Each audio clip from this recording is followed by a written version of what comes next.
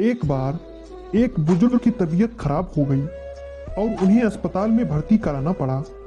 पता लगा कि उन्हें कोई गंभीर बीमारी नहीं है। हालांकि ये छूत की बीमारी नहीं है, पर फिर भी इनका बहुत ध्यान रखना पड़ेगा। कुछ समय बाद वो घर आए। पूरे समय के लिए नौकर और नर्स रख लिए गए। धीरे धीरे पोतों ने कमरे में आना बंद कर दिया। बेटा बहू भी ज्यादातर अपने कमरे में रहते। बुजुर्ग को अच्छा नहीं लगता था, लेकिन कुछ कहते नहीं थे।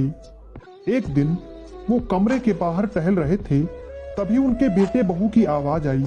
बहू कह रही थी कि पिताजी को किसी वृद्धाश्रम या किसी अस्पताल के प्राइवेट कमरे में एडमिट करा दें, कहीं बच्चे भी बीमार ना हो जाएं।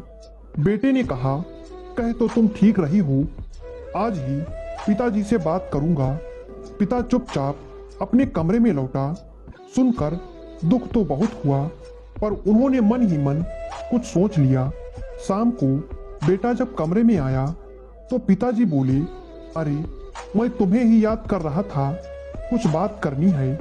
बेटा बोला, पिताजी मुझे भी आपसे कुछ बात करनी है, आप बताओ क्या बात है।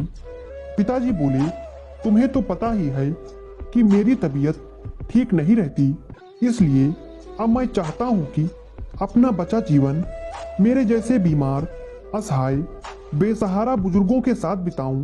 सुनते ही बेटा मन ही मन खुश हो गया कि उसे तो कहने की जरूरत ही नहीं पड़ी, पर दिखावे के लिए उसने कहा, ये क्या कह रहे हो पिताजी, आपको यहाँ रहने में क्या दिक्कत है।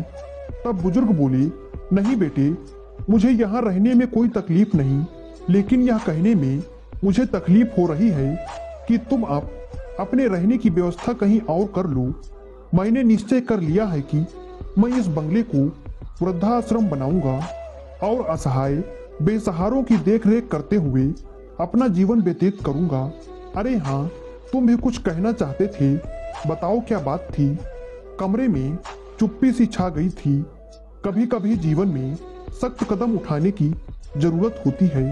अगर आपको हमारी कहानी अच्छी लगी तो लाइक और शेयर जरूर करें, और ऐसी ही कहानियां सुनने के लिए हमारे चैनल को सब्सक्राइब करना बिल्कुल ना भूलें।